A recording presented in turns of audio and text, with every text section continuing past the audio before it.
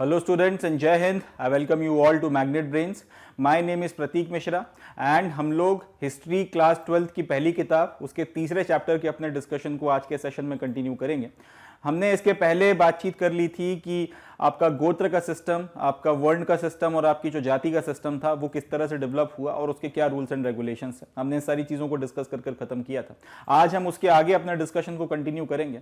हम लोग देखेंगे कि अनटचेबिलिटी का जो कंसेप्ट है वो किस तरीके से डेवलप हुआ और उसके बाद में फिर उसके अगेंस्ट में सोशल रिएक्शंस किस तरीके से डेवलप होना शुरू हुए और उसके बाद फर्दर इंडियन सोसाइटी में क्या क्या प्रोग्रेस या फिर क्या क्या डेवलपमेंट्स आए थे। So without any further ado here we begin. अब हम लोग ये देख चुके हैं लास्ट लेक्चर में कि जो ब्राह्मणिकल सिस्टम था या फिर आपके जो धर्म सूत्र थे या धर्मशास्त्र थे, इन्होंने समाज को 4 फोल्ड क्लासिफिकेशन में डिवाइड किया था, 4 वर्णों में डिवाइड कर दिया था। इसमें आपके ब्राह्मण, क्षत्रिय, वैश्य और शूद्र 4 आपके वर्ण बन गए थे और ये बर्थ बेस्ड सिस्टम क्रिएट हो गया था। साथ ही साथ जातियों की भी एक व्यवस्था क्रिएट कर दी गई थी जिसमें नंबर ऑफ जातीज फिक्स नहीं थी और लगातार बढ़ती चली जा रही थी। तो इन पैरेलल अगर आप देखोगे तो इंडियन सोसाइटी में आपको 2 सिस्टम्स एक साथ चलते हुए दिखते हैं सोशल क्लासिफिकेशन के। सबसे पहले वर्ण व्यवस्था आपको देखने को मिलती है और दूसरा आपको जाति व्यवस्था देखने को मिलती है। वर्ण व्यवस्था में आपके नंबर ऑफ वर्ण जो है वो फिक्स्ड है और जाति व्यवस्था में जातियों का कोई नंबर फिक्स नहीं है, वो बढ़ती चली जा रही है जैसे जैसे आप अलग अलग तरीके के लोगों को अपना जो 4 फोल्ड क्लासिफिकेशन है उसमें शामिल करने की कोशिश कर रहे हैं। वक्त के साथ में जो जाति व्यवस्था है वो बहुत ज्यादा कॉम्प्लेक्स होती चली गई और कॉन्वोल्यूटेड होती चली गई। उसकी वजह यही है कि नंबर ऑफ जातीज के ऊपर कोई रिस्ट्रिक्शन नहीं था, वो फिक्स नहीं थी, वो बढ़ती चली जा रही थी। खैर ये सारी चीजें हो रही थी मगर इसका ये भी मतलब नहीं है कि सबके सब लोग इन बातों को मानते थे, क्योंकि इंडियन सबकॉन्टिनेंट में हमेशा से डाइवर्सिटी बहुत ज्यादा रही है। ऐसा कभी नहीं रहा इंडियन सबकॉन्टिनेंट में कि आप कश्मीर से लेकर कन्याकुमारी तक चले जाइए और गुजरात से लेकर नॉर्थ ईस्ट तक चले जाइए तो आपको एक ही जैसी चीजें हर जगह देखने को मिल जाएं। अगर एक ही चीज आपको देखने को मिलती है तो उसमें भी आपको वेरिएशन या फिर डाइवर्सिटी जो है समझ में आ जाती है। तो इंडियन सबकॉन्टिनेंट की एक खासियत है, इनग्रेन्ड खासियत है कि यहां पर लोकल और रीजनल वेरिएशंस और डाइवर्सिटी आपको हर चीज में देखने को मिलती ही मिलती है, चाहे कुछ हो जाए। तो वही डाइवर्सिटी आपको समाज में और सोसाइटीज में और लोगों में भी देखने को मिल रही थी। तो इतनी ज्यादा डाइवर्सिटी होने के कारण एक चीज जो हुई वो ये थी कि समाज के हर सेक्शन ने या फिर अलग अलग क्षेत्रों में रहने वाले हर तरह के लोगों ने ब्राह्मणिकल आइडियाज को या फिर जो धर्म सूत्र और धर्म शास्त्रों के जो आइडियाज हैं उनको जस का तस एक्सेप्ट नहीं किया, उसमें भी कुछ ना कुछ मॉडिफिकेशंस किए। और कुछ लोग ऐसे भी रहे जो इससे ऑल टुगेदर अछूते रहे, कुछ लोग ऐसे भी रहे जिनके ऊपर इस चीज का बहुत ज्यादा असर नहीं पड़ा, जो इससे इन्फ्लुएंस नहीं हुए। तो संस्कृत टेक्स्ट में अगर हम लोग इस तरीके के लोगों की बात करें तो इस तरीके के लोग जो ब्राह्मणिकल आइडियाज से इन्फ्लुएंस नहीं हुए थे, संस्कृत टेक्स्ट में स्पेसिफिकली इन लोगों को या तो ऑड बोला गया है या फिर अनसिविलाइज्ड बोला गया है। इस बात को ध्यान रखिएगा, इंडियन सबकॉन्टिनेंट के ही लोग हैं, ब्राह्मणिकल आइडियाज से या तो बिल्कुल ही इन्फ्लुएंस नहीं है या फिर उनसे रिजेक्ट कर दिया है, दूर है, उस तरीके से उनको अडॉप्ट नहीं किया जिस तरीके से आपके जो शास्त्र वगैरह हैं वो चाहते हैं। तो इस तरीके के लोगों के बारे में संस्कृत टेक्स्ट में क्या जिक्र आपको देखने को मिलता है, या तो उनको ऑड बोला जाता है या फिर उनको अनसिविलाइज्ड बोला जाता है। इसके अलावा जो दूसरे लोग थे जिनको सस्पिशन से देखा जाता था, ये तो वो लोग थे जिन्होंने ब्राह्मणिकल आइडिया से बिल्कुल इन्फ्लुएंस होने से मना कर दिया, रिजेक्ट कर दिया या फिर वो उस तरीके से उनको एक्सेप्ट नहीं कर रहे थे, वो जो 4 वर्ण की व्यवस्था थी उससे एकदम ही आउट हो गए थे, बाहर थे। इसके अलावा और भी लोग थे जिनको सस्पिशन के साथ में देखा जाता था, जिनके बारे में अच्छा विचार जो है समाज में नहीं रखा जाता था। उसमें सबसे पहले आ जाते हैं नोमैडिक पेस्टोरलिस्ट। नोमैडिक पेस्टोरलिस्ट का मतलब होता है बंजारे, जो अपने पशुओं को लेके एक से दूसरी जगह पे मूव करते रहते हैं। इस तरीके के जो नोमैडिक पेस्टोरलिस्ट होते हैं इनको भी सस्पिशन से देखा जाता था, इनके बारे में भी एक अच्छा भाव नहीं रखा जाता था। और इसके अलावा वो लोग जो संस्कृत भाषाएं, जो संस्कृत या संस्कृत से डिराइव्ड लैंग्वेजेस को नहीं बोला करते थे, इनको भी जो है सस्पिशन के साथ में देखा जाता था। स्पेसिफिकली इनके लिए एक वर्ड का इस्तेमाल किया जाता था जिसको कहते थे मलेच। ये एक डेरोगेटरी टर्म के तौर पे इस्तेमाल किया जाता था या फिर इंडिकेट करने के लिए किया जाता था कि ये वो लोग हैं जो नॉन संस्कृत लैंग्वेज या फिर संस्कृत से जो भाषाएं नहीं निकली हैं उनको बोलते हैं। तो इस तरीके से जो है ये डेरोगेटरी टर्म इनके लिए इस्तेमाल किया जाता था। जनरली इनको अच्छे भाव से नहीं देखा जाता था, दे वर लुक डाउन अपॉन, यानी कि इनका तिरस्कार किया जाता था। इसके बाद अब ये सारी चीजें हो रही थी समाज में कि आपके 4 वर्णों की व्यवस्था स्टैब्लिश हो गई है, लोग 4 वर्णों में डिवाइड हो गए हैं, एक जाति व्यवस्था डेवलप हो गई जिसमें पता नहीं हजारों जातियों में वो डिवाइड हो गए और होते चले जा रहे हैं। ये सारा सिस्टम बन गया था और पैरेलल में चल रहा था।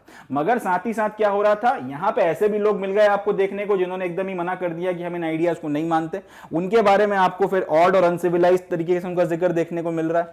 कुछ लोग जिनको जो थोड़े बहुत हद तक इन्फ्लुएंस हुए भी हैं या फिर उतना ज्यादा इन्फ्लुएंस नहीं हुए, या जिस तरह से आपके शास्त्र चाहते हैं, अगर उस तरीके से इन बातों को नहीं मान रहे हैं जो आपकी वर्ण व्यवस्था या जाति व्यवस्था की हैं, तो उनको भी जो है आप सस्पिशन से देख रहे हैं। जिसमें सबसे पहले आपके नोमैडिक पेस्टोरलिस्ट या फिर बंजारे आ गए जो अपने जानवरों को लेके एक से दूसरी जगह पे खाना बदोशों की जिंदगी काट रहे हैं। और इसके बाद आपके वो लोग जो संस्कृत भाषा या संस्कृत भाषा से निकली हुई भाषाएं नहीं बोलते थे, उनके लिए स्पेसिफिकली मलेच्छ शब्द का इस्तेमाल किया जाता था और इनको भी ज्यादा अच्छे भाव से नहीं देखा जाता था, इनको भी जो है कंडेम किया जाता रहा था। इतना सब होने के बाद भी समाज में इतना सब चल रहा था, सारी चीजें हो रही थी, इसके बाद भी दो चीजें बिल्कुल नहीं रुकी। पहला तो ये कि जो ये सारे लोग हैं जिनकी हम लोग बात कर रहे हैं, सारी कैटेगरी के लोगों का आपस में इंटरेक्शन नहीं रुका और इनके बीच में एक्सचेंज ऑफ आइडियाज होता चला गया और इन्होंने भी अपना एक वे ऑफ लिविंग या फिर एक तरीका डेवलप किया जो ब्राह्मणिकल सिस्टम से काफी ज्यादा अलग था, 4 वर्णों की व्यवस्था से अलग था, बट वो इन पैरेलल डेवलप हुआ और वो चलता चला गया। इसके अलावा इन लोगों के साथ में जो आपके ब्राह्मणिकल सिस्टम को मानने वाले लोग थे, जो वर्ण व्यवस्था को मानने वाले लोग थे, उनका भी आपस में इंटरेक्शन हुआ और एक्सचेंज ऑफ आइडिया जो है वो लगातार चलता रहा, वो कभी रुका नहीं। ये एक इंपॉर्टेंट पॉइंट है जो अपने को यहां पर याद रखना है। तो 4 वर्णों की व्यवस्था बनने के बाद भी और इतना सब होने के बाद भी ऐसा नहीं है कि पूरे के पूरे समाज ने उसको एकदम यूनिफॉर्म तरीके से अपना लिया। उसके खिलाफ रिएक्शंस भी होते रहे, उसमें ना आने वाले लोग भी आपको देखने को लगातार मिल रहे हैं और उसको उस तरीके से नहीं एक्सेप्ट करने वाले लोग भी आपको देखने को मिल रहे हैं जिस तरीके से शास्त्र चाहते थे। ये एक बात अपने को ध्यान रखनी है। चले आगे। तो कुछ लोग ऐसे हैं हमको दिख रहे हैं यहां पर कि ये सिस्टम से बाहर समझे जा रहे हैं, जो आपकी वर्ण व्यवस्था है उससे बाहर समझे जा रहे हैं, and they are look down upon, यानी कि उनको अच्छी नजरों से नहीं देखा जा रहा, उनका तिरस्कार किया जा रहा है। ये सारी चीजें तो उन लोगों के साथ हो रही हैं जो सिस्टम का हिस्सा नहीं थे, जो 4 वर्णों की व्यवस्था का पार्ट नहीं थे। वो लोग जो 4 वर्णों की व्यवस्था का पार्ट थे, इनके बीच में और ज्यादा बुरी चीज हो रही थी और वो ये था कि एक बहुत ज्यादा शार्पर सोशल डिवाइड का सिस्टम डेवलप हो रहा था। ये सिस्टम में जो लोग थे इनके बीच में सोशल डिवाइड का एक बहुत शार्पर सिस्टम डेवलप आपको होता हुआ दिख रहा था।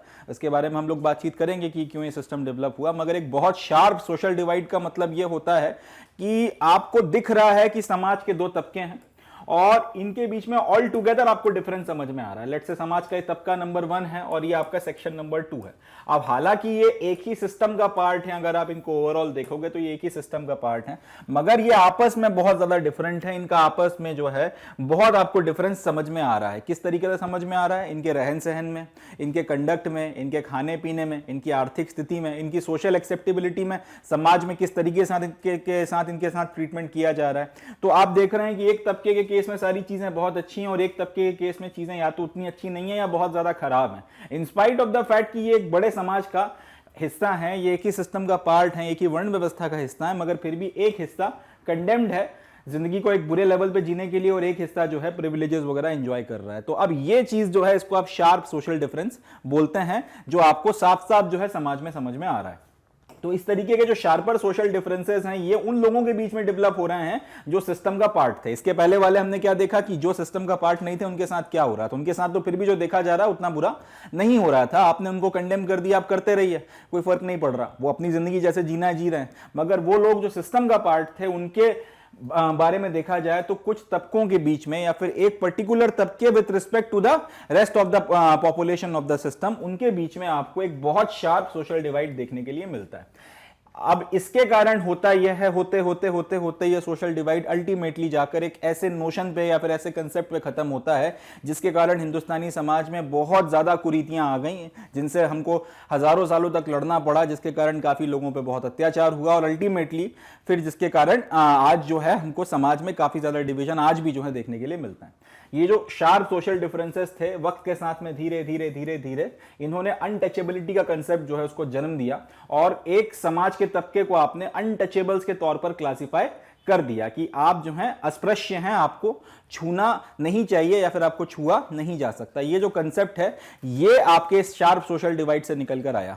ये एकदम से डेवलप नहीं हुआ था, मगर जब आपको समझ में आ गया कि पहले आपका एक समाज हुआ करता था, फिर उस समाज में आपने 4 हिस्से बना दिए, उसके बाद में फिर आपने ये किया कि एक हिस्से के साथ में आपने ट्रीटमेंट जो है स्पेसिफिकली बाकी हिस्सों के कंपैरिजन में अलग तरीके से करना शुरू किया। वो हिस्सा समाज से कटता चला गया, कटता चला गया, कटता चला गया, उसकी प्रोग्रेस एंड प्रोस्पेरिटी रुक गई एंड उसके बाद में वो सब्जुगेट हो गया। अल्टीमेटली वक्त के साथ में उस हिस्से के लिए कंसेप्ट आ गया कि भाई आपको जो है छूना गलत है, आपको छूना जो है उससे बचना चाहिए, आप अस्पृश्य हैं, और ये अनटचेबिलिटी का कंसेप्ट उसके बाद वहां से निकल कर आया और इसने इंडियन सब कॉन्टिनेंट को कम से कम 1000, 2000, 1500 सालों से जो है प्लेग करके रखा हुआ है। हालांकि हम काफी हद तक इससे निकल कर बाहर आ चुके हैं, बट फिर भी इन वन फॉर्म और अनदर कहीं ना कहीं अनटचेबिलिटी का कंसेप्ट थोड़ा बहुत हमें आज भी देखने के लिए मिलता है। But the good thing is that कि जिस तरह से आपका समाज में जागरूकता और चीजें आती जा रही हैं, अनटचेबिलिटी इन प्रैक्टिस काफी हद तक खत्म हो गई है और आने वाली 2-3 जनरेशन में शायद ये पूरी तरीके से मिट जाएगी, इस चीज की हमें उम्मीद है। खैर, coming back to the point कि समाज के कुछ सेक्शंस को आपने अनटचेबल जो है डिक्लेयर कर दिया। अब ये जो अनटचेबिलिटी का कंसेप्ट है ये किस नोशन के ऊपर बेस्ड है, ये किस कंसेप्ट के ऊपर बेस्ड है? तो ये जो अनटचेबिलिटी का कंसेप्ट आया, शार्पर डिवाइड आने की अपनी अलग वजह है, मगर अनटचेबिलिटी का जो कंसेप्ट आया उसके पीछे का कॉन्सेप्ट ये है कि कुछ सर्टेन एक्टिविटीज ऐसी हैं जो पर आपने प्योर मान के चलनी है। Certain activities specially those connected with performance of rituals, कुछ पर्टिकुलर एक्टिविटीज ऐसी हैं जिसको आपने बाय डिफॉल्ट प्योर माना है। और इसमें जनरली एक्टिविटीज कौन सी आती हैं जिसमें आप कोई क्रिया कर्म कर रहे हैं, धार्मिक तरीके का कोई क्रियाकांड कर रहे हैं, कोई इस तरीके के रिचुअल्स वगैरह जो हैं आपने इनको प्योर मान लिया। ठीक है जी। तो कुछ एक्टिविटीज ऐसी हैं जिसको आपने, या स्पेसिफिकली रिचुअल्स वगैरह, पूजा पाठ और इस तरीके की चीजें जिनको आपने प्योर माना है या फिर जिसको आपने पवित्र माना है, सेक्रेड माना है।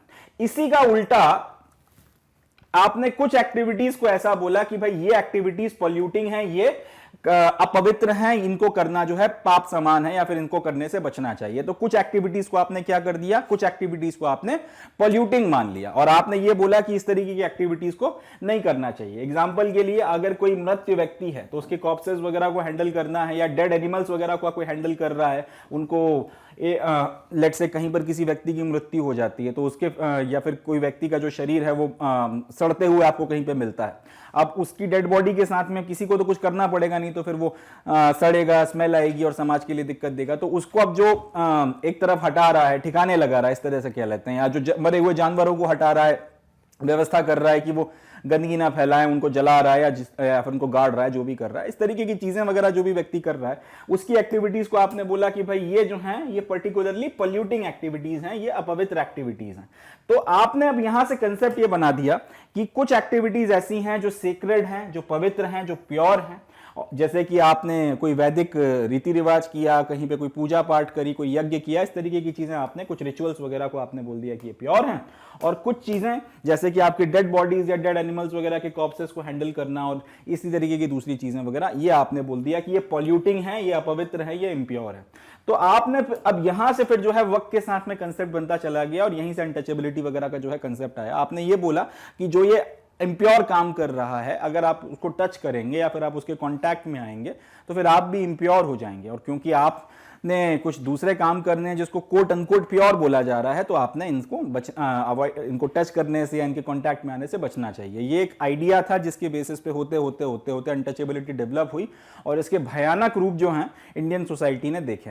खैर, जो अब ये जो कॉर्प्सेस वगैरह को हैंडल करना और इस तरीके की जो चीजें जिनको पर्टिकुलरली पॉल्यूटिंग माना जा रहा है, खास तौर पे वो लोग जो इन टास्क वगैरह को परफॉर्म करते थे, उनके लिए एक शब्द इस्तेमाल होता था चांडालास या चांडाल्स। ऐसे लोगों को क्या बोला जा रहा था? चांडाल्स बोला जा रहा था। और इनको आपका जो ये सोशल डिवीजन का सिस्टम था, इस हायरार्की में बॉटम पे रखा गया था। आपने क्या किया है, 4 वर्णों की व्यवस्था बना दी, 1, 2, 3 और 4, और उसके बाद में इनमें भी सब क्लासिफिकेशंस कर दिए। अब इस सब क्लासिफिकेशन में जो ये चौथा वाला आपका वर्ण है, इस वर्ण में भी जो सबसे लोएस्ट लेवल पर जिन लोगों को आपने रखा, जिनकी एक्टिविटीज को आप पॉल्यूटिंग मान रहे हैं या फिर आप अपवित्र मान रहे हैं, उनको आपने क्या बोल दिया? उनको आपने बोल दिया चांडाल्स वगैरह। और ये जो है आपके पूरे सोशल ऑर्डर में देखेंगे तो भी सबसे नीचे आपको देखने को मिलते हैं। अगर आप पूरे सोशल ऑर्डर में देखेंगे तो भी आपको सबसे नीचे देखने के लिए मिलते हैं, और जो 4 वर्णों की व्यवस्था में चौथा वर्ण, उस चौथे वर्ण के क्लासिफिकेशन में भी अगर आप देखेंगे तो ये आपको सबसे निचले लेवल पर देखने के लिए मिलते हैं। एंड इनके टच वगैरह को पॉल्यूटिंग रिगार्ड किया गया। आपने ये बोला कि भाई इनका जो टच भी अगर आपने किया तो वो आपको अपवित्र कर देगा, कोट अनकोट अपवित्र कर देगा। इन बातों को कभी मानना नहीं चाहिए, सब्सक्राइब भी नहीं करना चाहिए, बट कोट अनकोट जो है वो अपवित्र कर देगा, तो इसलिए आपको इनसे बचना चाहिए। तो यहां से जो एक कंसेप्ट है अनटचेबिलिटी का डेवलप होता चला गया, और जैसा कि हम लोग आज की तारीख में जानते हैं इसके भयानक कंसिक्वेंसेस हुए हैं। समाज के एक तबके के ऊपर बहुत ज्यादा इसका अत्याचार हुआ, और इससे लड़ने के लिए काफ़ी सारी चीज़ें की गई। अल्टीमेटली जब हमारे देश का संविधान आज़ादी के बाद पास हुआ तो इसमें अनटचेबिलिटी को बाकायदा बैन किया गया। आज अगर कोई अनटचेबिलिटी की प्रैक्टिस करता हुआ कहीं भी पाया जाता है तो उसको बाकायदा जेल होती है। बट अच्छी बात यह है कि कम से कम जिस तरह से आपके अवेयरनेस आ रही है, जिस तरीके से एजुकेशन बढ़ रहा है, अनटचेबिलिटी मोर और लेस खत्म हो चुकी है। कम से कम इन प्रैक्टिस जो अनटचेबिलिटी का कंसेप्ट इस तरह से था कि हमें मत छूइए या फिर हम इनको छूने से बचना है, वो सारा कंसेप्ट मोर और लेस खत्म हो चुका है। जिस तरह से प्रोग्रेस हो रही है 2-3 जनरेशंस में, ये पूरी तरह से इसका जो है दाग हमारे समाज से मिट जाएगा, इस चीज की उम्मीद है। चले आगे बढ़ते हैं। अब जो ये चांडाल्स वगैरह थे जिनके बारे में हम लोगों ने अभी देखा कि ये कॉर्प्सेस वगैरह को हैंडल करते थे और इनके टच को जो है खास तौर पे पॉल्यूटिंग माना जा रहा था और इसलिए इसको अवॉइड करना चाहिए, इसके यहां से जो है अनटचेबिलिटी का कंसेप्ट बना। इनके बारे में मनुस्मृति में इनकी ड्यूटीज वगैरह जो हैं वो बताई गई हैं। तो मनुस्मृति जो है उसने बाकायदा इनकी जो ड्यूटीज हैं, इनके जो कंडक्ट वगैरह है, उनका किस तरीके का बिहेवियर रहेगा, किस तरीके की लाइफ रहेगी, उसके बारे में बाकायदा पूरे आपके डूज एंड डोंट्स या टर्म्स एंड कंडीशंस जो हैं लिखे हुए हैं। सबसे पहला तो जो कंडीशन है वो ये है कि कोई चांडाल्स वगैरह जो हैं गांव में नहीं रहेंगे, वो सबके सब गांव के बाहर रहेंगे, पहली चीज ये कही गई। दूसरा ये बोला गया कि वो नए बर्तनों का इस्तेमाल नहीं कर सकते अपना खाना बनाने, खाने, इन सब चीजों के लिए। उनको डिस्कार्डेड यूटेंसिल्स का इस्तेमाल करना है। डिस्कार्डेड यूटेंसिल्स का मतलब क्या कि लोगों के इस्तेमाल किए हुए जो बर्तन हैं जो उन्होंने रिजेक्ट कर दिए, आपने उनका यूज करना है। तीसरा, आप जो व्यक्ति मर चुका है, जिसकी डेथ हो गई है, आपने उसके उतारे हुए कपड़े पहनने हैं। और चौथा, आपने लोहे के बने हुए ऑर्नामेंट्स का इस्तेमाल करना है। आप अगर कुछ पहनना चाह रहे हैं या फिर कुछ जेवर के तौर पर कुछ पहनना चाह रहे हैं, हाथ में अगर आप कुछ कड़ा वगैरह डाल रहे हैं, पैर में कुछ आप पहनना चाहते हैं, तो आपने लोहे के बने हुए ऑर्नामेंट्स का इस्तेमाल करना है। आपने गोल्ड, सिल्वर, कॉपर का इस्तेमाल नहीं करना, आपने लोहे के बने हुए ऑर्नामेंट्स का इस्तेमाल करना है। ये याद रखिएगा, ये पूछा गया है कि आप ऑर्नामेंट्स वगैरह जो है चांडलास कौन सा इस्तेमाल करते थे। जवाब क्या हो जाएगा? लोहे के बने हुए या आयरन के बने हुए, पहला। इसके बाद दूसरा ये कि आपने विलेजेस में अगर आना भी है या फिर सिटीज वगैरह में आना भी है तो आप रात के वक्त में विलेजेस में वॉक नहीं कर सकते, आप विलेजेस में नहीं आ सकते। ये एक दूसरा कंसेप्ट था। तीसरा ये कि अगर कोई ऐसा व्यक्ति है जिसका अपना कोई रिश्तेदार नहीं है, अपना कोई रिलेटिव नहीं है और उसकी मृत्यु हो जाती है, तो फिर आपको उसकी डेड बॉडी को भी डिस्पोज करना पड़ेगा। इसके अलावा अगर किसी को सजा दी गई है और सजा के तौर पर उसको मृत्यु दंड दिया गया है, उसको मौत की सजा दी गई है, तो उसकी मौत की सजा देने के लिए एग्जीक्यूशन करने का काम भी जो है आपका है। एग्जीक्यूशनर की जिम्मेदारी, जिसको हम लोग आज की भाषा में जल्लाद बोलते हैं, जो फांसी वगैरह किसी को लगाता है आज की तारीख में, तो उस जमाने में जिस तरह से भी मृत्यु दंड दिया जाता रहा होगा, तो वो मृत्यु दंड देने की जो प्रक्रिया है वो करने वाले को एग्जीक्यूशनर कहा जाता है। तो वो एग्जीक्यूशनर के तौर पर एक्ट करने की जिम्मेदारी भी आपके चांडाल की थी। ये इंपॉर्टेंट पॉइंट है, इसको अपने को ध्यान रखना है। तो चांडालों की जो स्थिति थी, जो इतनी बुरी होती चली गई, बाद में अनटचेबल बने और भी बुरी चीजें होती चली गई, इनके जो ड्यूटीज वगैरह हैं और सारा जो आपका कंडक्ट है वो कहां आपको देखने को मिलता है? याद रखिएगा, मनुस्मृति में देखने को मिलता है, और वो सारा कंडक्ट यहां पर लिखा हुआ है। अब इन लोगों की परिस्थिति को समझने के लिए ये सारा जो अपना आपको मनुस्मृति और बाकी जगहों से जो चीजें मिल गई, उससे अपने को एक वर्जन मिल रहा है कि भैया इनकी ये स्थिति थी और ये सारी बात थी। मगर इसके अलावा अगर कोई व्यक्ति बाहर से आता है और वो आके इन लोगों की परिस्थिति को देखता है और वो अगर इनके ऊपर अपना एक कुछ रिटर्न रिकॉर्ड छोड़कर जाता है, तो उसकी मदद से भी हम लोगों को इस परिस्थिति को समझने में बहुत अच्छी मदद मिलेगी। वो इसलिए क्योंकि वो व्यक्ति इस वर्ण व्यवस्था के सिस्टम का पार्ट नहीं है, और वो अगर देखेगा तो वो एक न्यूट्रल आई से देखेगा। अगर आप बाकी कोई सोर्स वगैरह देखोगे तो या तो आपको वो सोर्स उनके फेवर में देखने को मिलेगा या फिर वो सोर्स उनके अगेंस्ट में देखने को मिलेगा। ग्रे एरिया वाली बात नहीं है, आपको चीज या तो ब्लैक में देखने को मिलेगी या फिर आपको व्हाइट में देखने को मिलेगी। मगर अगर कोई एक व्यक्ति है जो इस 4 वर्णों की व्यवस्था का पार्ट नहीं है, किसी दूसरे देश से आया है, उसके दिमाग में ये कंसेप्ट भी नहीं है वर्ण व्यवस्था का, वो जानता भी नहीं है सिस्टम कैसा क्या होता है और किस लॉजिक पे काम करता है, वो आया, किसी गांव या किसी शहर में रहा, अगर उसने इनकी कंडीशंस को देखा और उसके बाद अगर वो कोई रिकॉर्ड छोड़ेगा तो वो एक ज़्यादा क्रेडिबल रिकॉर्ड रहेगा। इस परिस्थिति को समझने के लिए इन लोगों की स्थिति किस तरीके की थी, अगर आपने ये परिस्थिति समझनी है तो उसके लिए बाहर से आए हुए लोगों के रिकॉर्ड्स भी जो हैं बड़ा अच्छा रोल अदा करेंगे। तो हमारे देश में 2 स्पेसिफिक चाइनीज ट्रैवलर्स आए थे बौद्ध धर्म के से रिलेटेड काम वगैरह के लिए। एक बुद्धिज्म के अलग अलग स्रोतों की जांच के लिए आए थे, एक मोनास्ट्री में आए थे अपना संस्कृत सीखने और बाकी सारी चीज़ों के लिए। तो 2 चाइनीज ट्रैवलर्स ऐसे हैं जिसके आपको रिटर्न रिकॉर्ड्स देखने को मिलते हैं। उसमें चांडालों के बारे में जिक्र है और वो एक बड़ा न्यूट्रल सोर्स माना जा सकता है इनकी परिस्थिति का एक एनालिसिस करने के लिए। तो अब हम उसकी बात करते हैं। 5th सेंचुरी कॉमन एरा में 5th सेंचुरी कॉमन एरा में आपके एक चाइनीज बुद्धिस्ट मॉन्क आए थे जिनका नाम था फाजियान। ठीक है, इनका नाम था फाजियान। ये आए और इन्होंने जो भी अपना ट्रैवल रिकॉर्ड वगैरह छोड़ा है इंडिया में अपने रहने का, इसमें इन्होंने अनटचेबल्स के बारे में भी काफी कुछ जो है लिखा था, जब जिन अनटचेबल्स को इन्होंने देखा था। और इसमें इनके रिकॉर्ड्स में हमको पता चलता है कि जब एक अनटचेबल व्यक्ति आया करता था, स्ट्रीट वगैरह पे निकलता था, तो उसको अपने साथ में एक क्लैपर लेके चलना पड़ता था जिसको वो हाथ से बजाता चलता था, जिससे साउंड होती थी और वो क्लैपर की साउंड से फिर बाकी लोगों को पता चल जाता था कि कोई अनटचेबल आ रहा है, तो फिर वो वहां से हट जाते थे ताकि वो उसको देखने से बच सके या फिर उसके कांटेक्ट में आने से बच सके, इनफैक्ट उसकी परछाई तक जो है उससे बच सके। तो इस तरीके की एक चीज जो है आपको बुद्धिस्ट मॉन्क फाजियान जो 5th सेंचुरी कॉमन एरा में इंडिया में आए थे उनके रिकॉर्ड्स में आपको देखने के लिए मिलता है। अब बड़ी कह सकते हैं डिसअपॉइंटिंग चीज है कि हमारे देश में ऐसा भी एक वक्त आया था जब एक तबके के साथ में ऐसा हुआ, मगर ये इतिहास का हिस्सा है तो इसको हमको समझना चाहिए। इनफैक्ट इतिहास पढ़ने की वजह भी यही है कि इस तरीके की चीजें जो आपसे गलतियां हुई हैं आप उनको आगे ना दोहराएं, इसलिए, या फिर आपके बड़े बुजुर्गों से जो मिस्टेक्स हो गई हैं उसको एनालिसिस कर आप बेहतर बन सकें, इसके लिए इतिहास का इस्तेमाल किया जाता है। तो खैर ये एक डिसअपॉइंटिंग पार्ट है कि कुछ लोगों के साथ में ऐसा होता था, but this is part of history, we can't do anything about that. But the only thing is that we should learn from it and we should improve ourselves and we should avoid doing these type of things in future. So this is the whole concept of reading history. Coming back to the topic, 5th century के बाद में 7th century common era में एक और आपके Chinese Pilgrim आए जिनका नाम था ह्यूनजैंग, जिनको जुआनजैंग भी बोला जाता है, इनको कॉमन नाम और जाना जाता है ह्यूनजैंग। तो इन्होंने भी जो है ऑब्जर्व किया था कि जो आपके एग्जीक्यूशनर्स थे और स्कैवेंजर्स थे, एग्जीक्यूशनर्स वगैरह यानी कि जो आपके जल्लाद का काम कर रहे हैं, मृत्युदंड देने का काम कर रहे हैं, और स्कैवेंजर्स जो डेड बॉडीज वगैरह को डिस्पोज ऑफ करने का काम करते हैं, इनको फोर्स करके रखा गया था कि आप शहर से बाहर रहेंगे। मतलब 5th सेंचुरी कॉमन एरा में भी स्थितियां बहुत अच्छी नहीं थी और उसके 200 साल बाद भी आपको देखने को मिल रहा है कि चीजें बहुत ज्यादा नहीं बदली थी, अभी भी सिटी से बाहर रह रहे थे। मनुस्मृति का जो एक कंसेप्ट था कि आपने शहर से बाहर रहना है, मनुस्मृति का जो एक कंसेप्ट था कि आपने शहर से बाहर रहना है एंड आप विलेजेस में वॉक नहीं कर सकते, रात के वक्त में आपने डेड बॉडीज को डिस्पोज ऑफ करना है, एग्जीक्यूशनर के तौर पर काम करना है। ये सारी चीजें लेटर एंड स्पिरिट में 7वीं शताब्दी कॉमन एरा तक भी जो है फॉलो हो रही हैं।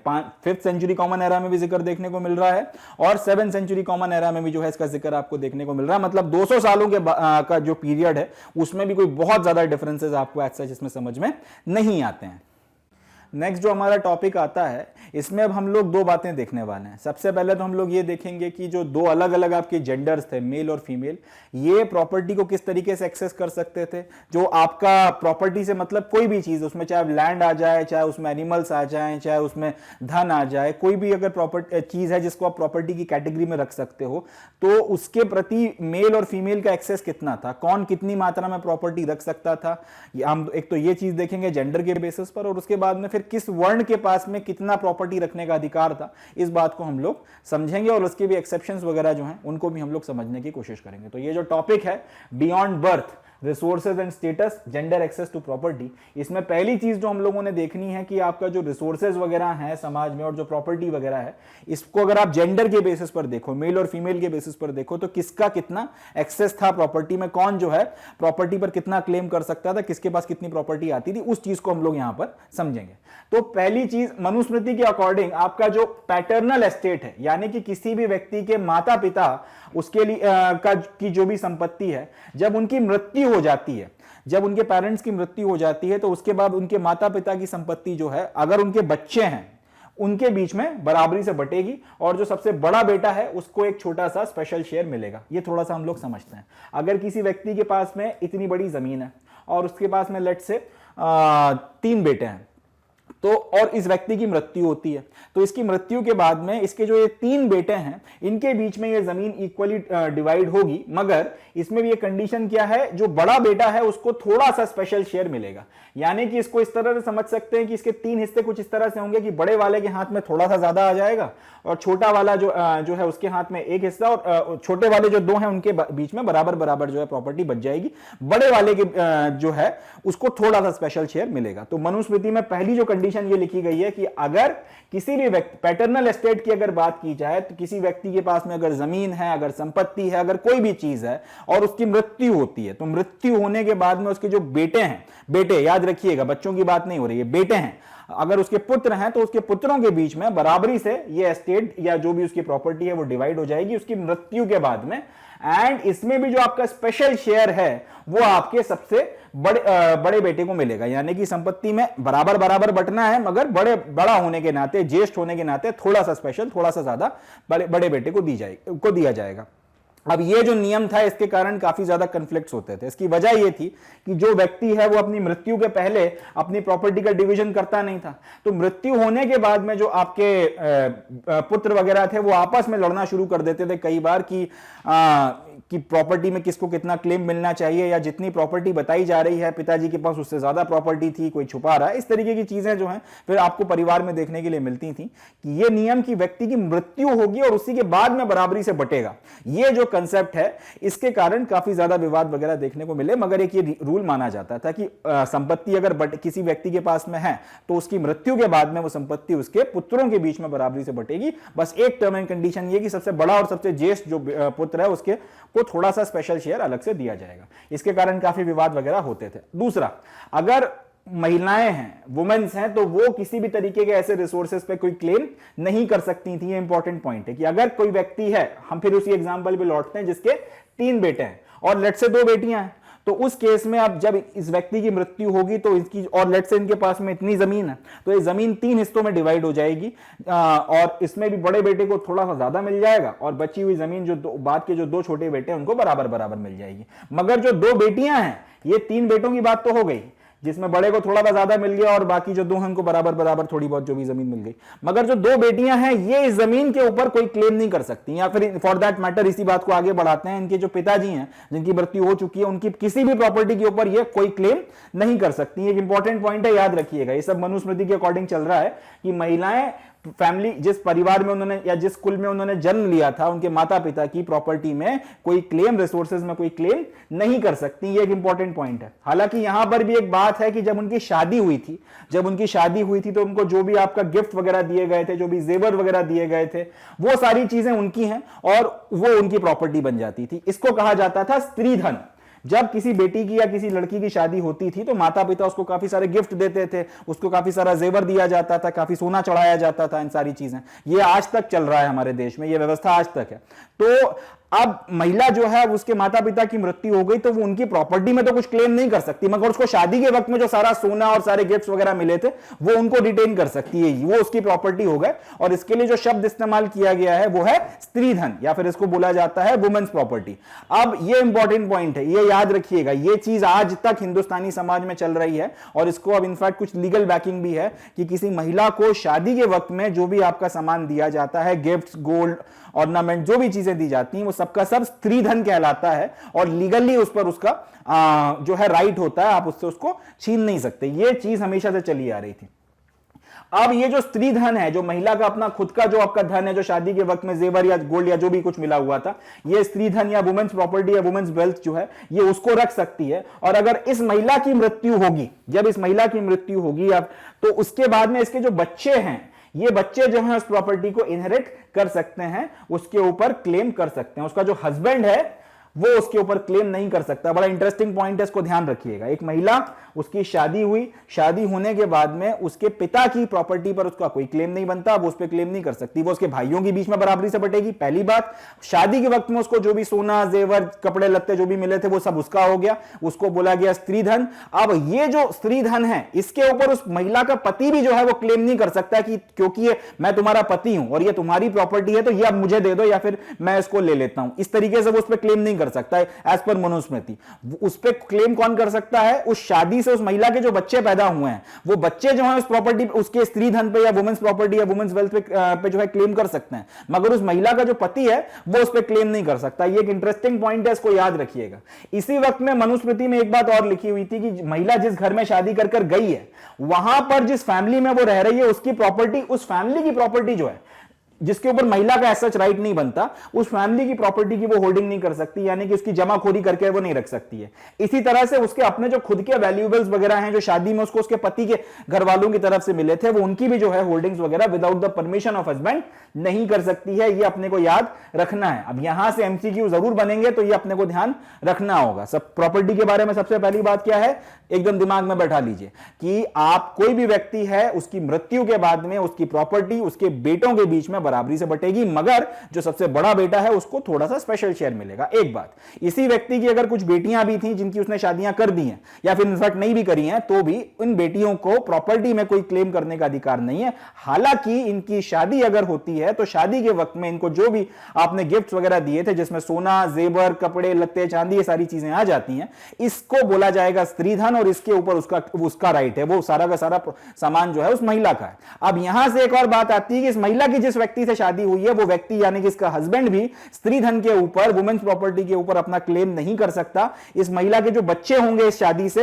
ये प्रॉपर्टी उनको जा सकती है। At the same time Manusmriti ये भी बोल रही है कि महिला जिस घर में शादी करके गई है, उस घर की प्रॉपर्टी को या फिर हस्बैंड की तरफ से उसको जो भी गिफ्ट्स वगैरह मिले हैं या जो भी चीज वेल्थ वगैरह मिली है, उसकी होल्डिंग वो नहीं कर सकती। ये एक इंटरेस्टिंग और एक इंपॉर्टेंट पॉइंट है, इसको अपने को ध्यान रखना है। यहां से एमसीक्यू जरूर आएंगे, तो ये चीज अपने को ध्यान रखनी है कि जेंडर एक्सेस टू प्रॉपर्टी इस तरीके से था। अब यहां पर एक ये बात जो है निकल कर आ रही है कि महिलाएं जो हैं ये अपनी पैटर्नल प्रॉपर्टी पे क्लेम नहीं कर सकती, और जमीन और ये सारी चीजें जो हैं इन पे मालिकाना हक नहीं रख सकती। टेक्स्ट वगैरह से तो कम से कम अपने को यही पता चल रहा है कि women generally were not allowed to lay claims on property वगैरह के ऊपर महिलाएं अपना मालिकाना हक नहीं रख सकती, दावा नहीं रख सकती। ये टेक्स्ट में अपने को देखने को मिल गया। मगर एपिग्राफिकल और टेक्सचुअल एविडेंसेस वगैरह में हमको यह भी पता चलता है कि जो अपर क्लास की महिलाएं थी, कम से कम जो अपर कास्ट वगैरह की अपर क्लास की महिलाएं थी, इनके पास में इन रिसोर्सेज का, लैंड, कैटल, मनी और इस तरीके के जो दूसरे भी रिसोर्सेज वगैरह थे जो जनरली पुरुषों के द्वारा कंट्रोल किए जाते थे, इस पर एक्सेस महिलाओं का भी था। फिर से सुनिए इस बात को कि जनरली क्या प्रैक्टिस अपने को देखने को मिल रही है कि अगर आप स्त्री हो तो फिर आप प्रॉपर्टी वगैरह पे और रिसोर्सेज वगैरह पे क्लेम नहीं डाल सकती। ये आपका नहीं हो सकता, ये आपके भाइयों का ही होगा। आपके पिताजी की जो भी प्रॉपर्टी वगैरह है इस पर आप क्लेम नहीं कर सकती। इसी तरीके से हस्बैंड वगैरह की प्रॉपर्टी पे भी ऐसा आप क्लेम नहीं कर सकती हैं। मगर ये तो बात आपने लिख दी शास्त्रों में, आपको देखने को मिल गया। मगर जो एपिग्राफिकल एविडेंसेस आपको देखने को मिल रहे हैं, जो टेक्सचुअल एविडेंसेस आपको देखने को मिल रहे हैं, उसमें आपको यह भी पता चल रहा है कि अपर क्लास की कुछ महिलाएं जो थी, उनको वो सारे रिसोर्सेज जिसके ऊपर पुरुषों का कंट्रोल होता था, जिसमें लैंड आ जाती है, जिसमें कैपिटल आ जाता है, जिसमें कैटल आ जाता है, जिसमें मनी आ जाती है, इन सारे रिसोर्सेज के प्रति, इन सारे रिसोर्सेज को अपर क्लास की महिलाएं जो हैं वो भी एक्सेस कर सकती थी। इस पर स्वामित्व अपना एक्सरसाइज करती थी। और इसका सबसे बढ़िया एग्जांपल है प्रभावती गुप्ता, जिन्होंने बकायदा शासन चलाया है। लैंड, ना सिर्फ जमीन की भूस्वामिनी बनके वो बैठी नहीं, उन्होंने लैंड के ग्रांट्स भी दिए, उन्होंने बकायदा जमीनों का दान भी किया है मंदिरों को और बाकी सारे आपके जो मठ वगैरह होते हैं ऑल दैट। तो ये सारी चीजें आपको देखने को मिलती हैं। मगर इनको आप एक्सेप्शनल मान सकते हो, क्योंकि या तो ये रानियों में आपको देखने को मिलता है, राज परिवारों में, या फिर बहुत अपर क्लास की जो महिलाएं हैं उनमें ये चीज आपको देखने को मिलती है। लोअर क्लासेस में, सो कॉल्ड लोअर क्लासेस में अगर आप बोलेंगे तो समाज में आपको ये चीज देखने को नहीं मिल रही है कि कोई महिला अपने पिता की प्रॉपर्टी पे क्लेम करे या उसके पास लैंड, कैटल या फिर मनी, इस तरीके के रिसोर्सेस पर उसका एक्सेस हो। तो आप अगर स्त्री और पुरुष के पॉइंट ऑफ व्यू से बात करेंगे तो स्त्री और पुरुष के बीच में जो आपके सामाजिक डिफरेंसेस थे, सोशल डिफरेंसेस थे, वो बहुत शार्प थे। क्योंकि महिलाओं की अपेक्षा पुरुषों की अगर बात की जाए तो उनका जो रिसोर्सेज के पास एक्सेस था वो बहुत ज्यादा था और बहुत कॉमन था। कुछ महिलाओं का भी रिसोर्सेज वगैरह की तरफ एक्सेस था, बट ये एक्सेप्शनल केसेस में होता था। तो इन जनरल आप समाज की बात करोगे, आपको ये पता चलता है कि पुरुषों का जो है रिसोर्सेज के प्रति एक्सेस ज्यादा था। वो भूस्वामी होते थे, कैटल्स के मालिक होते थे, पशुओं के मालिक हो रहे थे, वो आपका पैसे का स्वामित्व रख रहे थे। इन सारी चीजों के कारण आपको एक शार्प सोशल डिवाइड जो है स्त्री और पुरुष की परिस्थिति में देखने के लिए मिलता है। अब हम लोग ये देखेंगे कि मनुस्मृति के अकॉर्डिंग या फिर हमारे शास्त्रों के अनुसार महिला और पुरुषों के पास वेल्थ एक्वायर करने के या फिर उसको हासिल करने के, उसके स्वामी बनने या स्वामिनी बनने के कितने तरीके थे। चले तो अकॉर्डिंग टू मनुस्मृति अगर आप देखोगे तो पुरुषों के पास 7 तरीके थे जिससे वो आपका वेल्थ वगैरह अक्वायर कर सकते थे, और महिलाओं के पास में इसके 6 तरीके थे। ये सवाल भी आ सकता है, अपने को याद रखना है, मनुस्मृति के अकॉर्डिंग महिला और पुरुषों के पास वेल्थ एक्वायर करने के बराबर तरीके नहीं थे, पुरुषों के पास में ज्यादा तरीके थे। कितने? 7 ways were there for men to acquire wealth and 6 ways were there for women to acquire wealth. We have to remember this particular thing. A question or an MCQ can be created from it. चले, अगर आप पुरुषों की बात करें कि उनके कौन कौन से वो 7 तरीके हैं जिससे वो ये वेल्थ एक्वायर कर सकते हैं, तो सबसे पहला इनहेरिटेंस। इनहेरिटेंस का मतलब आपके पिता से या फिर आपके जिनकी आप संतान है उससे, उनसे आपको जो है कुछ चीज मिल जाए, प्रॉपर्टी मिल जाए, वेल्थ मिल जाए, कोई और चीज मिल जाए, तो इनहेरिटेंस एक मेथड हो सकता है। दूसरा फाइंडिंग्स, कि आप खुद कहीं पे कुछ करें और आप कहीं पे हो और आपको कहीं से कुछ वेल्थ, प्रॉपर्टी, कोई चीज मिल जाए, गड़ा हुआ धन कह देते हैं जिसको, या फिर कुछ आपको कहीं से मिल जाए, बस कुल मिला के। तीसरा, अगर आपने किसी से कुछ खरीद लिया है तो परचेज एक तरीका हो सकता है। चौथा है कंक्वेस्ट। कंक्वेस्ट का मतलब है आपने जीत लिया है, हमला किया किसी के ऊपर, किसी को सब्जुगेट किया और उससे जीत लिया। इसके बाद वाला इन्वेस्टमेंट किया, आपने अपना धन किसी चीज में इन्वेस्ट किया और वो आपको ज्यादा मात्रा में मिला, आपने व्यापार में लगा दिया और व्यापार में प्रॉफिट हो गया और उससे आपने जितना लगाया उसका 10 गुना या 20 गुना कमा लिया, आपकी वेल्थ बढ़ गई। एक ये तरीका हो सकता है। और एक कि आप काम कर रहे हैं, वर्क वगैरह कर आपने पैसा या जो भी धन वगैरह है वो सब इकट्ठा किया है। इसके बाद लास्ट तरीका कि अच्छे लोगों से, गुड पीपल्स, अच्छे लोगों से आपको गिफ्ट्स वगैरह मिल रहे हैं और वो गिफ्ट्स वगैरह आप एक्सेप्ट कर रहे हैं, तो वो सारा एक्सेप्टेंस वगैरह भी जो है गिफ्ट वगैरह का, ये भी आपकी वेल्थ वगैरह में बढ़ावा करेगा, इससे आपको इंक्रीज वगैरह देखने के लिए मिलेगा। तो ये 7 तरीके थे जिसकी मदद से मेन जो है अपनी वेल्थ वगैरह एक्वायर कर सकते हैं। याद रखिए, इस पर भी एक एमसीक्यू बनेगा। Inheritance, finding, purchase, conquest, investment, work and acceptance of gift from good people. अब महिलाओं की बात करते हैं कि महिलाएं किस तरीके से वेल्थ एक्वायर कर सकती थी। तो महिलाओं की अगर बात करेंगे तो सबसे पहला तो शादी के वक्त में किसी महिला को जो गिफ्ट वगैरह दिया जा रहा है, जो धन दिया जा रहा है, जो सोना या फिर जो स्वर्ण दिया जा रहा है, ये सारी चीजें जो हैं ये सब उनकी वेल्थ में गिना जाएगा, मैरिज के वक्त में जो भी दिया गया है। तो एक तो ब्राइडल पोजीशन के तौर पर जो आपके पास में जो भी आपके पास धन है या फिर जो भी सारी चीजें हैं वो सब आ जाता है आपके महिलाओं के वो तरीकों में जिससे वो वेल्थ एक्वायर कर सकती है। दूसरा, उनकी माता जी उनको कुछ दे दें, उनके पिता उनको कुछ दे दें, उनके भाई उनको कुछ दे दें और उनके हस्बैंड अगर उनको कोई चीज ये बोलकर दे दें कि अब से ये तुम्हारी है, तो फिर ये सारी चीजें जो हैं ये सब भी आपका स्त्री धन या फिर ये भी सब जो है आपका वुमेन्स प्रॉपर्टी का पार्ट बन जाएगा। तो ये जो तरीके हैं, इन तरीकों की मदद से आपके मेन और वुमेन एज पर मनुस्मृति या फिर एज पर शास्त्र वेल्थ वगैरह एक्वायर करते थे। अब जो नेक्स्ट हमारा टॉपिक रहेगा उसमें हम लोग ये देखेंगे कि वर्णों की क्या कंडीशंस थी, जो वर्ण वगैरह थे आपके, उनके ऊपर क्या टर्म्स एंड कंडीशंस लगे हुए थे वेल्थ एक्वायर करने के। यहां तक हम लोगों ने जो बात करी है वो बात करी है आपका कि आपका अगर आप जेंडर के बेसिस पे कि अगर आप मेल हो तो फिर आप कितने तरीकों से एक्वायर कर सकते हो और अगर आप फीमेल हो तो आप कितने तरीकों से एक्वायर कर सकते हो, ये बात हम लोगों ने कर खत्म करी। अब हम लोग वर्णों की जो व्यवस्था थी, वर्ण व्यवस्था के बेसिस पर देखेंगे कि कौन सा वर्ण कितनी प्रॉपर्टी रख सकता था और क्या तरीके, इस बात को हम लोग देखेंगे। तो जो नेक्स्ट टॉपिक रहेगा varna and access to property, basically what we are going to do, हम इसमें ये देखने वाले हैं कि कौन कौन से वर्ण कितनी प्रॉपर्टी रख सकते थे और क्या इसके ऊपर टर्म्स एंड कंडीशंस लगे हुए थे।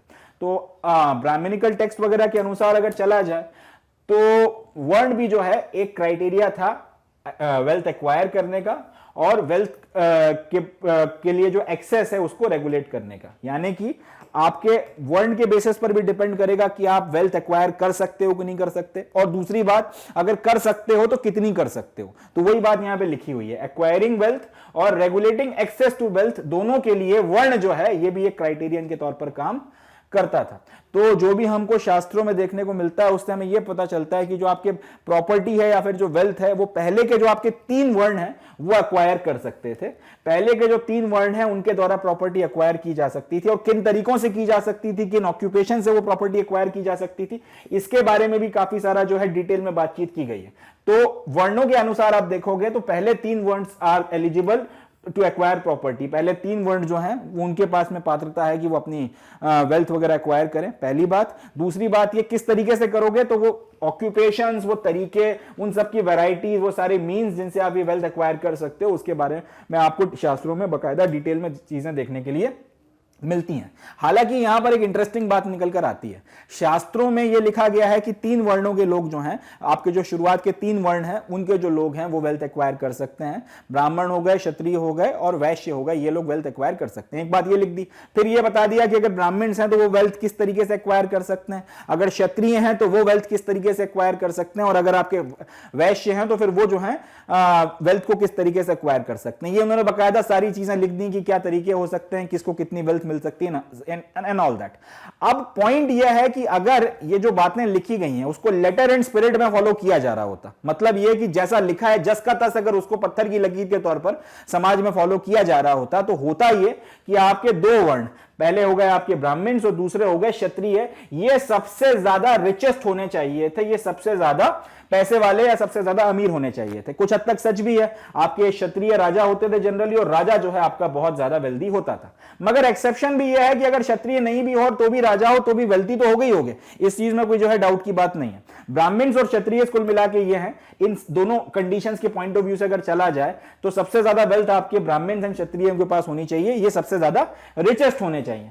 मगर यहीं से एक एक्सेप्शन निकल कर आता है, यहीं से एक मजे की बात निकल कर आती है कि आपके जितने भी जो जातक कथाएं लिखी गई हैं, पंचतंत्र लिखा गया है, और भी जगहों पर जैसे महाभारत में आपको जिक्र देखने को मिलता है, रामायण में जिक्र आता है, पुराणों में कहानियों में जिक्र आता है, आपका जो बुद्धिस्ट टेक्स्ट है उसमें आपको जिक्र देखने को मिलता है, बार बार एक जिक्र आता है, वो है बूढ़ा और गरीब ब्राह्मण। बार बार स्टोरी में एक कहानी शुरू होती है कि किसी जगह किसी वक्त एक गरीब ब्राह्मण रहा करता था। तो यहां से फिर पैराडॉक्सेस बनना शुरू होते हैं कि एक जगह मनुस्मृति आपको बता रही है कि 3 वर्णों के लोग जो है वो प्रॉपर्टी एक्वायर कर सकते हैं और इन तरीकों से कर सकते हैं। उसमें भी अगर उन तरीकों को लेटर एंड स्पिरिट में लागू करवा दिया, पत्थर की लकीर की तरह लागू करवा दिया, तो ब्राह्मण और क्षत्रिय सबसे ज्यादा अमीर होने चाहिए। मगर बार बार कहानियों में या फिर बार बार आपको रेफरेंसेस देखने को मिलते हैं गरीब ब्राह्मण के। तो यह कैसे हो सकता है कि एक जगह आपने ऐसी व्यवस्था कर रखी है जिसके कारण एक पर्टिकुलर कम्युनिटी जो है बाय डिफॉल्ट रिचेस्ट होनी चाहिए, मगर दूसरी जगह उसका जिक्र बार बार गरीब के तौर पर आ रहा है। इससे यह समझ में आता है कि हर जगह ये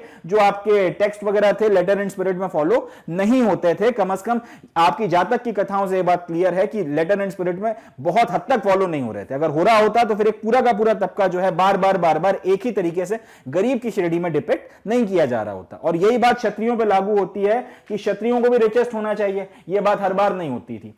एक एग्जांपल ये दिया जा सकता है कि जनरली राजा क्षत्रिय होते थे और राजाओं के पास में अच्छा खासा इनॉर्मस वेल्थ होता था। तो इसके एक्सेप्शंस भी हैं कि राजा जो भी बनेगा उसके पास में अल्टीमेटली वेल्थ आएगी, चाहे वो फिर आपके शाकाज रूलर रहे हो चाहे कुषाण हो। उनको आप पहले क्षत्रियों की कैटेगरी में तो नहीं रख रहे थे, आप उनको मलेच्छ बोल रहे थे, मगर पैसा तो उनके पास में भी था क्योंकि वो राजा थे और टैक्स और सारी चीजें कर रहे थे। तो सिर्फ क्षत्रिय और राजा होने के राजा जो है वो क्षत्रिय है तो पैसा है उसके पास में, नो डाउट, मगर बाय डिफॉल्ट आप क्षत्रिय हो और उसके बाद आपके पास में पैसा आ जाए, ऐसा भी आपको हर जगह देखने के लिए नहीं मिल रहा था। तो फिर यहां से एक सवाल उठता है कि आखिर हम लोग कितना सच माने इसे और इसको कितना सच ना माने। ये जो वेल्थ एक्वायरिंग के तरीके हैं और वर्ण के बेसिस पर जो है प्रॉपर्टी के एक्सेस की बात की गई है, इस पर यही कहा जा सकता है कि ये पूरी तरह से फॉलो तो नहीं हो रहा था। इसमें लिखी हुई बातों को एकदम आंख बंद कर स्वीकार नहीं किया जा सकता। यह बात यहां से हमको क्लियर कट समझ में आती है। अब इसका एक और पर्सपेक्टिव हम लोग देखने की कोशिश करते हैं। ये सारी बातें हम लोग मोर और लेस नॉर्थ में कर रहे हैं। जब यहां पे ये सारी चीजें चल रही हैं तो वेल्थ को लेकर, प्रॉपर्टी एक्वायर करने को लेकर साउथ में क्या कंसेप्ट था उसको भी हम लोग अब थोड़ा सा देखेंगे। साउथ में क्या कहानी चल रही थी वो देखने की कोशिश करते हैं। हमने आपके जो पास्ट लेक्चर्स वगैरह हैं, आपका जो सेकंड यूनिट है उसमें देख रखा है कि तमिलिकम करके जो पूरा इलाका था उसमें आज का तमिलनाडु, आज का पूरा केरला, थोड़ा बहुत आपके आंध्र के कुछ इलाके और कर्नाटक का कुछ पोर्शन, वो पूरा का पूरा आ जाता है। उस पूरे इलाके को बोला जाता था तमिलिकम। यहां पर आपको चेरास, चोलास और पांड्यास की किंगडम्स वगैरह देखने के लिए मिलते हैं। तो अब यहां पर ये जो पूरा का पूरा तमिलिकम का इलाका है, जो साउथ का इलाका है, यहां पर वेल्थ और वेल्थ की शेयरिंग को लेकर एक अल्टरनेटिव सिनेरियो देखने को मिलता है। यहां पर एक अलग व्यवस्था आपको देखने को मिलती है, उसके बारे में हम लोग थोड़ी सी बातचीत करेंगे। तो जब हम लोग तमिल संगम लिटरेचर खास तौर पे देखते हैं, तमिल संगम लिटरेचर को जब आप पढ़ते हो तो आपको पता चलता है कि सोसाइटी में सोशल रिलेशनशिप्स कैसे थे और इकोनॉमिक रिलेशनशिप कैसे थे, यानी कि सामाजिक बंधन किस तरीके से वहां पे चल रहे थे, जातीय व्यवस्था किस लिमिट तक लगी थी या किस लिमिट तक नहीं लगी थी, किस तरीके से वर्ण व्यवस्था फॉलो हो रही थी, ये सारी चीजें आप जब देखते हो वो आ जाता है सोशल रिलेशनशिप्स में। और इकोनॉमिक रिलेशनशिप्स का मतलब कि किस तरीके की इकोनॉमिक एक्टिविटीज हो रही थी जिससे लोग अपना पालन पोषण कर रहे थे, एक बात। दूसरा ये कि अलग अलग वर्ण और अलग अलग जातियों के बीच में इंटरेक्शन किस तरह से हो रहा था ताकि वो इकोनॉमिक रिलेशनशिप्स को अपना कंटिन्यू कर सकें। ये सारी बातों का अपना जो मेन सोर्स नीचे तमिलिकम के इलाके के लिए बनता है वो बनता है तमिल संगम लिटरेचर। यहां से हमको इसके बारे में काफी कुछ पता चलता है। अब जब आप तमिल संगम लिटरेचर पढ़ते हो तो आपको यह पता चलता है कि यहां पर भी सोशल इनइक्वालिटीज तो थी, ऐसा नहीं था कि यहां पर सोशल इनइक्वालिटीज नहीं थी। आपको रिच और पुअर जनरली देखने को मिलते तो थे, इसमें कोई डाउट की बात नहीं है। मगर यहां एक अच्छी बात यह थी कि अगर कोई व्यक्ति माइजरी कर रहा है या फिर वो अपने खुद के लिए अगर वेल्थ एक्यूमुलेट कर रहा है, यानी कि कंजूस किस्म की का व्यक्ति है, मितव्ययी है, मितव्ययी गलत वर्ड हो जाएगा, मगर कंजूस है, जितना आपको खर्च करना चाहिए उतना भी नहीं कर रहा है, या फिर लोगों को जितना देना चाहिए उतना भी नहीं दे रहा, या फिर सिर्फ अपने लिए जोड़ता चला जा रहा है, तो ये जो चीज है इसको पसंद नहीं किया जाता था। तमिलिकम का जो इलाका था समाज में इस चीज को पसंद नहीं किया जाता था। अब इसी की जगह अगर कोई व्यक्ति है जिसके पास में धन है मगर वो साथ ही साथ जेनरस है, वो उसको अच्छे से खर्च करता है, लोगों में बांटता है, गिफ्ट देता है और इस तरीके की चीजें हैं, वो लोगों के साथ में अपनी प्रॉपर्टी या फिर अपनी वेल्थ वगैरह को शेयर कर रहा है, जेनरस है, तो इस तरीके के लोगों की जो है इज्जत की जाती थी। तो सोसाइटी में बेसिकली एक सिस्टम बना हुआ था, अगर आपके पास पैसा है मगर आप सिर्फ अपने अपने बारे में सोच रहे हो तो आपको रिजेक्ट किया जाएगा, समाज में आपको इज्जत नहीं मिलेगी। और अगर आपके पास पैसा है बट आप उसको शेयर कर रहे हो तो फिर आपको समाज में रिस्पेक्ट दी जाएगी। और क्योंकि व्यक्ति के इस जमाने की, जिस जमाने की हम बात कर रहे हैं, इसमें इज्जत जो थी या फिर आपका सोशल जो स्टैंडिंग थी वो मैटर करती थी। तो अगर आपको सोशल कंडेमनेशन देखने को मिल रहा है, आपकी इज्जत नहीं हो रही, तो फिर वो व्यक्ति के लिए एक बुरी बात समझी जाती थी। तो इसलिए वो लोग भी जिनके पास वेल्थ है वो माइजरी नहीं करते थे, वो सिर्फ अपने बारे में नहीं सोचते थे, उसको जेनरसली शेयर किया जाए इस चीज को। कम से कम आपको साउथ के इलाकों में ये चीज प्रमोट होती हुई दिखती है, इसको अपने को याद रखना है। तो यहां से क्या समझ में आता है, सोशल डिफरेंसेस साउथ में भी थे, मगर वो लोग जो रिसोर्सेस को कंट्रोल करते थे उनसे समाज ये एक्सपेक्ट कर रहा था कि ये इनको शेयर करेंगे। और ये जो है एक अल्टरनेटिव सिनेरियो अपने को नीचे के इलाकों में, साउथ में अपने को स्पेसिफिकली देखने के लिए मिलता है। So with this we come to the end of the session. आज के सेशन में हम लोगों ने अपनी बातचीत की शुरुआत करी थी उन शार्प सोशल डिफरेंसेस के साथ में जो हमारी सोसाइटी में डेवलप हुए, बाद में वो किस तरीके से अनटचेबिलिटी में कन्वर्ट हुए उसके बारे में हम लोगों ने बात करी। उसके बाद में फिर हम लोगों ने चांडालास के बारे में बातचीत करी और ये देखा कि मनुस्मृति ने उनके लिए क्या सोशल कंडक्ट रखा था। और फिर हम लोगों ने बात करी प्रॉपर्टी के एक्सेस के बारे में। हमने ये देखा कि मेल और फीमेल जो हैं इस वक्त में 600 बिफोर कॉमन एरा से 600 कॉमन एरा तक के बीच का जो फेज है, स्पेसिफिकली आपका 4th 5th कॉमन एरा के बाद में किस तरीके से वुमेन्स वगैरह और मेंस वगैरह को प्रॉपर्टी एक्सेस के मामले में क्या रूल्स एंड रेगुलेशंस थे, ये सारी बातें हमने देखी। फिर हमने ये देखा कि वर्ण व्यवस्था जो है इसके बेसिस पर आपका जो है प्रॉपर्टी के प्रति आप किस तरीके से एक्सेस रखते हो और आपके एक्सेस को कितना ज्यादा कंट्रोल किया जाता है और कितना एक्सेस आप कर सकते हो, किन तरीकों से आप एक्सेस कर सकते हो, ये सारी बातें हम लोगों ने देखी। एंड देन लास्ट में हमने ये देखा कि साउथ में जो है इस वक्त में अल्टरनेटिवली क्या सिस्टम चल रहा था। यहां पर हम लोगों ने अपनी बातचीत खत्म करी है। नेक्स्ट लेक्चर में हम लोग इसी के आगे से शुरू करेंगे और हम लोग ये देखेंगे कि ये सारा जो सिस्टम अब तक डेवलप हो गया था इसके अगेंस्ट में जो सोशल रिएक्शंस आपको देखने को मिल रहे थे वो एक अल्टरनेटिव जो प्रोवाइड कर रहे थे वो क्या था। एंड उसके बाद जो हमारे जो अगला टॉपिक आएगा वो उसमें हम लोग ये देखेंगे कि किस तरीके से हम लोग टेक्स्ट वगैरह को हैंडल कर रहे हैं, जिन सारे टेक्स्ट वगैरह को पढ़कर हमको ये सारी इंफॉर्मेशन मिलती है, किस तरीके से हम लोग आखिर ये इंफॉर्मेशन एक्सट्रैक्ट कर उस जमाने की हिस्ट्री वगैरह को लिखने की या क्रिएट करने की कोशिश करते हैं। सो ये सारी बातें हम लोग नेक्स्ट लेक्चर में करेंगे। By that moment of time I would like to take leave of you all. अपना ध्यान रखें, पॉजिटिव रहें एंड पढ़ते रहें। Thank you. जय हिंद।